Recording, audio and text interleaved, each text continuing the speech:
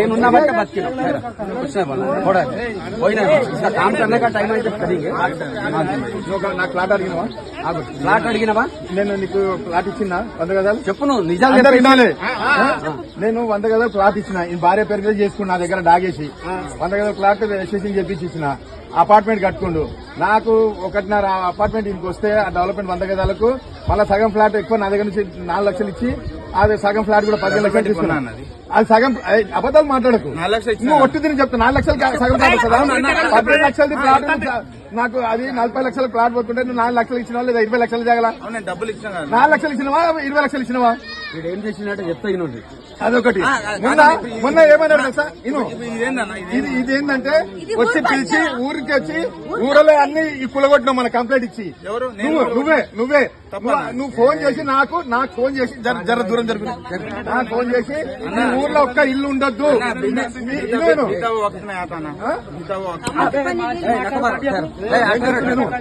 Phone చేసి మీ ఊర్లో ఒక్క ఇన్నర్ అన్నారు మీ ఊర్లో ఒక్క ఇల్లు కూడా ఉండొద్దు అన్ని కూలుతాయి ప్రతి ఇల్లు ఒక్కొక్కడు నాకు 25,000 రూపాయల లాగా 25,000 30,000 నాకు ఇంటికి ఇవ్వాలని ఇలా మా ఉప సర్పంచ్ కి కూడా ఈయన 30,000 ఇవ్వాలని ఇలా పొద్దుగాల నుంచి టార్చర్ పెట్టిండు ఫోటోలు అందరి ఊర్లో ఫోటోలు తీసుకుంటా తిరిగి నేను మొత్తం మీకు అపార్ట్మెంట్ అన్ని కూలగొట్టా అవన్నీ కూలగొట్టా ఇక అబద్దాలు చెప్పండి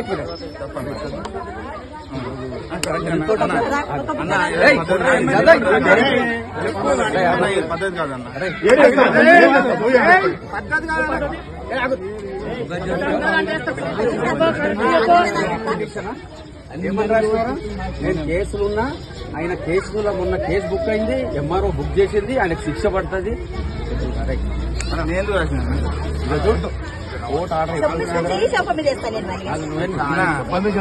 ఎప్పుడు చెప్పు 26/9/2024 రోజున మన బిల్డింగ్లు అన్ని ఇల్లు ఉన్నదిరా కార్లో తెప్పిస్తుంది ఇగో ఇదేమున్నది in the present case as seen from the above provision of it is clear that the court is prohibited from taking complaints except on a complaint made by the authorities under the above provision. Therefore, the proceedings against the petitioner are liable to be quashed.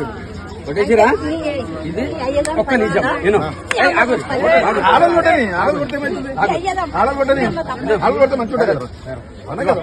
ఆగు ఇదేముంది మళ్ళా according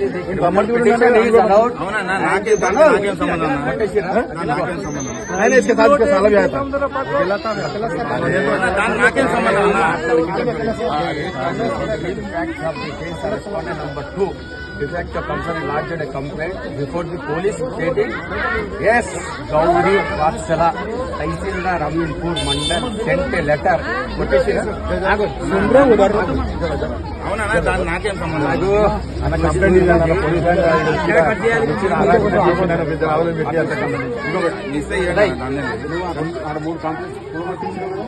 నేను చేస్తానా నాకేం సంబంధం ఉన్నా అది ఇంకోటి నీకు నేను ఇల్లు ఒకటి బిఎస్ఆర్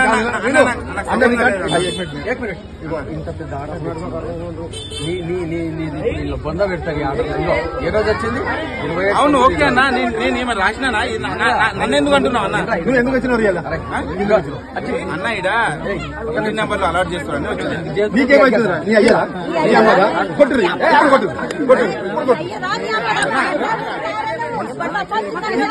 ఇల్లు నంబర్ ఇవ్వద్దంట అన్ని ఊరోళ్ళు రోడ్లు వీడియో కెమెరాలు బంద్ చేసుకోవడం 2 కోట్ల ఆస్తి ఇచ్చినాయా లేదా నేను చెప్పురా చెప్పురా ఇచ్చినాయా లేదా చెప్పు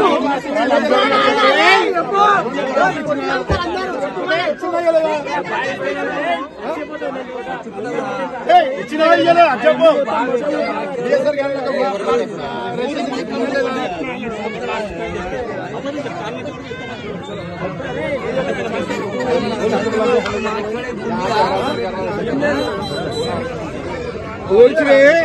ఆడలకు అదే పెడతాను ఇప్పుడు కేసాలు. అన్ని ఉంటాయి దేవుడు అనేది ఉన్నాడు. అరే నీకు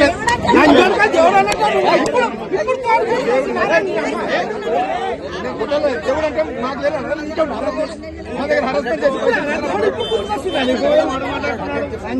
గరీబ్ ఫోటోలు తీసారు పోసుకోనికి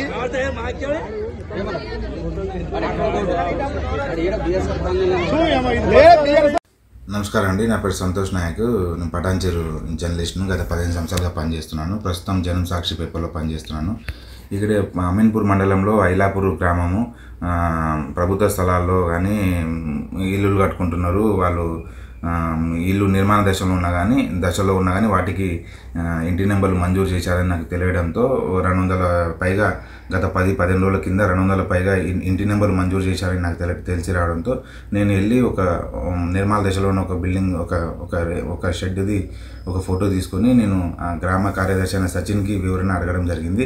ఆయన చెప్తా అని డీటెయిల్స్ డేటా ఇస్తా అని చెప్పారు. మళ్ళీ సాయంత్రం 5 గంటలకు 4-5 సార్లు ఫోన్ చేసి మీరు గ్రామ పంచాయతీ ఆఫీస్కి రండి, నేను వివరణ ఇస్తా, లేకపోతే మీకు డేటా ఇస్తా అని చెప్పేసి నన్ను 5-6 సార్లు ఫోన్ చేశారు. నేను దగ్గరలో ఉన్నా కాబట్టి నేను సరే మండల గ్రామ పంచాయతీ ఆఫీసే కానీ చెప్పి నేను అక్కడికి వెళ్ళడం జరిగింది. కానీ వాళ్ళందరూ వాంటెడ్లీ అక్కడ గ్రామస్తులు ఆయన గ్రామ పెద్ద అయినా కానీ అడ్వకేట్ ముకీము, వాళ్ళ తమ్ముడు అజీము, గ్రామస్తుడైన స్వామి, మిగతా వాళ్ళ ఒక సిక్కులలో ఒక 5-6 రౌడీలు, వీళ్ళ అనుచరులు ఒక 10 మంది నన్ను పంచాయతీ ఆఫీస్కి చేరుకోగానే అక్కడే కాపు కాసి నేను జస్ట్ చేరుకోగానే నా మీద అటాక్ చేశారు. నా వెహికల్ని ఆపేసి నా కారు తాళం గుంజుకొని ఫోన్ గుంజుకొని నాపై దాడి చేశారు. అక్కడ నాపై ఘోరంగా దాడి చేశారు. నా బట్టలు చింపేసి ఊరోళ్ళను పక్కనున్న ఆ పక్క ఇళ్ళలో ఉన్న ఊరోళ్ళను పిలిచి ఉసుగొల్పి నా మీద తప్పుడు ఆరోపణలు చేసి నేను నా వల్ల కూల్చివేతలు జరిగినాయని చెప్పేసి నా మీద ఉసుగొల్పి నన్ను బట్టలు ఇప్పేసి మొత్తం ప్యాంటు బట్టలు ఇప్పేసి నన్ను ఘోరంగా కొట్టి నన్ను చంపే ప్రయత్నం చేశారు. స్తంభానికి కట్టి కొట్టడము, అందరితో వీళ్ళు ఒక న్యాయవాదిగా ఉండి చట్టం తెలిసిన వ్యక్తి ఒక న్యాయవాదిగా ఉండి సుప్రీంకోర్టు అడ్వకేట్ అని హైకోర్టు అడ్వకేట్ అని చెప్పుకునే ఈ ముఖ్యము స్వయంగా ఆయన తమ్ముడు నాపై దాడి చేస్తూ వాళ్ళ అనుచరులతో కొట్టించి నన్ను చంపే ప్రయత్నం చేశారు. నేను చాలా భయభ్రాంతిగా గురయ్యాను. నేను పోలీసులు రాకపోతే నాకు ప్రాణం పోయేది. అంత ఘోరంగా జరిగింది. అసలు ఒక చట్టం తెలిసిన ఒక అడ్వకేటు ఏ విధంగా చట్టాన్ని ఇతని చేతిలో తీసుకొని నా వల్ల నేను తప్పు ఉంటే మీరు పోలీస్ స్టేషన్ కానీ పోలీసుల ద్వారా ఇది చేసేది ఉండే. నేను ఎవరికి ఏం ఇది చేయలేదు, బ్లాక్మెయిల్ చేయలేదు. అనవసరంగా నా మీద 15 రోజుల కింద 20 రోజుల కింద హైడ్రా కూల్చివేసింది నా వల్లే అని చెప్పేసి నా మీద మనసులో పెట్టుకొని నన్ను చంపే ప్రయత్నం చేశారు. ఈ అడ్వకేటు ముఖ్యంని చట్టం తెలిసిన అడ్వకేట్ ముఖ్యంని బార్ అసోసియేషన్ హైకోర్టు కానీ సుప్రీంకోర్టు బార్ అసోసియేషన్ నుంచి తొలగించాలని ఆయన తీవ్ర చర్యలు తీసుకోవాలని నేను మనవి చేసుకుంటున్నాను. నాకైతే ప్రాణహాని ఉంది వాళ్ళ వలన. మీరు దయచేసి పోలీసు వారు కానీ మన మీడియా సోదరులు కానీ అందరూ మా గిరిజన సంఘాలు కానీ అందరూ నన్ను అర్థం చేసుకొని నన్ను సపోర్ట్గా ఉంటారని చెప్పేసి మనవి చేసుకుంటున్నాను.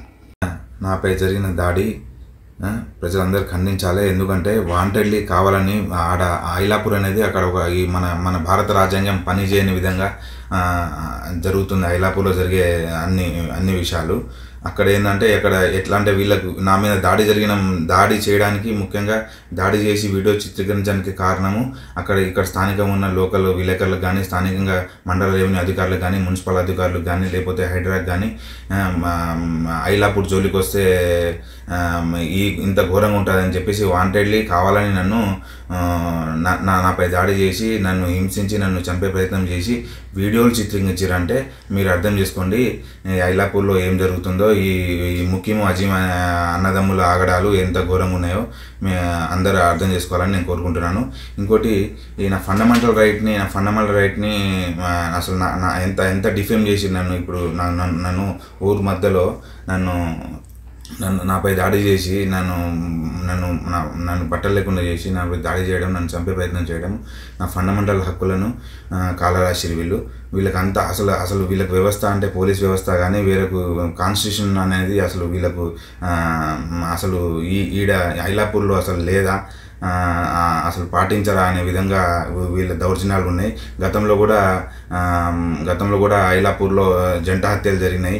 ప్లస్ ఐలాపూర్లో నలుమూలల ప్రభుత్వ స్థలాలను మొత్తం అమాయకులను మోసగించి నోటరీ మీద మొత్తం దాదాపు 200 నుంచి 300 ఎకరాలకు పైగా వీళ్ళు నోటరీ మీద ప్లాట్ అమ్ముకొని వీళ్ళు కోట్లకు పడిగెత్తారు. వీళ్ళ ఆగడాలకు అసలు హద్దు లేకుండా పోయింది. దయచేసి ఇప్పటికైనా కానీ పోలీస్ యంత్రాంగము కానీ వీళ్ళ మీద తగిన చర్యలు తీసుకొని వీళ్ళకు తగిన చర్య తీసుకోవాలని చెప్పేసి నేను కోరుకుంటున్నాను. అన్న ఒక్కసారి అన్న మాట్లాడు. ఏమైనా సంతోషం వస్తానో రాలు అన్న వస్తానా, నువ్వు తిడతావని. నేనేం తిడతా బాయ్, నేను బలిచినా నీ లేక అన్న అట్లా మాట్లాడ బలిచినావు కొడక. నువ్వు ఏమనుకుంటున్నావు, తమాషాలు చేస్తున్నావా? అదేందన్న అట్లా అంటారు? నేను వచ్చినా అంటే కాల్ చేసి నరికేస్తా కొడక. నువ్వు ప్రెస్ లో ఉండదు, కనబడుతుంది అమ్మకట. ఎందుకన్నా ఏమైందన్న? రికార్డ్ చేయడం అమ్మని రికార్డ్ చేసుకోమని చెప్తున్నా. రికార్డ్ చేయి నువ్వు. ఇది అంటే ఎందుకు చేయరా నువ్వు కొడక? తమాషాలు చేస్తున్నావా? ఎందుకన్నా ఏమైందన్నా? ఏమైనా అది ఏం కాలేదా? వచ్చి మాట్లాడికరా. నువ్వు మొగడవా? నువ్వు ఆడిపట్టుడవా? అన్న అవన్నీ ఇట్లా మాట్లాడకన్నా అన్న. మాట్లాడడం కాదు, ఇంటికి వచ్చి నరికేస్తా కొడక. ఇప్పుడు వచ్చి ఇంటికి వస్తా కొడక. ఏడు నువ్వు చెప్పి ఇప్పుడు అది పద్ధతి కాదు కన్నా. అది అట్లా మాట్లాడదు పద్ధతి కాదు. మళ్ళీ మాట్లాడితే ఇప్పుడు వస్తాను మంచితనంగా రాలేకపోతే నేను వస్తా. ఏడు నువ్వు చెప్పు. ఎందుకంటే భయపెడుతురా అన్న? భయపెట్టడం కాదు, సూటిగా చెప్తున్నా. నీవు శాతగానోనికి ఏం భయపడతారా? నీకు శాతగానోడు నువ్వు. ఏమైందన్నా? నీకు ఏమైంది? చేతిలో కళ ఉందా నిశ్చయం రాయనికి అనుకున్నా? ఎట్లా అనుకుంటున్నా? ఏం రాసిన అన్న? నేను రాసిన తప్పు చూపి తప్పుదా కదా మాట్లాడతా. నేను కాదు సమాచారం చేయకని చెప్తున్నా. నాకు అవసరం అన్న, నాకు రికార్డ్ చేసిన అవసరం నాకు లేదు. కానీ రికార్డ్ చేయబిడ్డా, నువ్వు రికార్డ్ చేసి పోలీసు పెట్టు, ఎస్పీ పెట్టు, డీజీకి పెట్టు. కాదన్నా, మీరు అట్లా భయపెట్టడం తప్పు కదా అన్న? భయపెట్టడం కాదు చెప్తున్నా. నేను భయపెడతలేను, సూట్ చేసి చెప్తున్నా. నువ్వు రా అని చెప్పి నేను వస్తా. చెప్తున్నా. ఇప్పుడు కాదన్నా, ఇప్పుడు జాతీయ రహదారి మీద కబ్జాలు లేవా? రాను జాతీయ అమ్మ. నువ్వు ఎవడెవరైనా నా మీద పేరు పెట్టి రాయనికే అన్న? అందరు టీఆర్ఎస్ నాయకులే కన్నా వాళ్ళంతా. పేరు పెట్టి రాయనికే నువ్వు ఎవడెవరు అన్న? ఇప్పుడు అందరు టీఆర్ఎస్ నాయకులే కన్నా. ఇప్పుడు Afzal TRS town president Afzal TRS నాయకులు కదా. అనవసరంగా ఇంకా బీపీ లేపక తప్పుడు నువ్వు రా నేర్చుకో, నేను వస్తా. అన్న నువ్వు ఇట్లా బెదిరిస్తే మళ్ళా మాట్లాడక బెదిరిస్తా. నీవు ఫాల్తుగానే బెదిరిస్తా. నేను నా లెవెల్ లో బెదిరిస్తా. నువ్వు అంటే గౌరవం అన్న, కానీ నువ్వు అట్లా మాట్లాడితే గౌరవం ఉన్నాడు కదా రాసేది. నువ్వు రాసేదే ఉందన్న. ఇప్పుడు నేను ప్రెస్ కు నీ సాక్షి దగ్గరికి, నీ ఎండి దగ్గరికి పోతా, సాంఘి దగ్గరికి పోతా. మాట్లాడతాను ఇప్పుడు నువ్వు చేసే తడికలతో. నువ్వు చేసే బ్లాక్ మెయిల్ మొత్తం ఎవరు చేసిన అంటే నువ్వు కంప్లైంట్ నా మీద కాదన్నా. ఒక మీరు ఎమ్మెల్యేగా ఉండి అంటే అన్నయ్య అక్రమాలు బయట తీస్తే నువ్వు ఇట్లా భయపెడతావు అన్న? నువ్వు నువ్వు తమాషాలు తెలియదు కానీ నువ్వు రాను. ఎందుకన్నా ఇప్పుడు ఫోన్ లోనే తిడుతున్నావు? ఇక నీ దగ్గర వస్తాయి కదా. కాదన్నా, నువ్వు ఫోన్ లోనే ఇంత తిడుతున్నావు. చెప్పు నాకు అంతే. సరే నువ్వు ఎట్లా రావో నేను చూస్తాను. నువ్వు ఫ్రీ ఉన్నప్పుడు వచ్చి కలుస్తా అన్న. నువ్వు ఎట్లా రావో నేను చూస్తాను. నేను నీ సంగతి చూస్తాను. నేను ఇక బిడ్డ అనుకున్నావు. కాదన్నా, నువ్వు ఫ్రీ ఉన్నప్పుడు వచ్చి కలుస్తా. ఇప్పుడు నువ్వు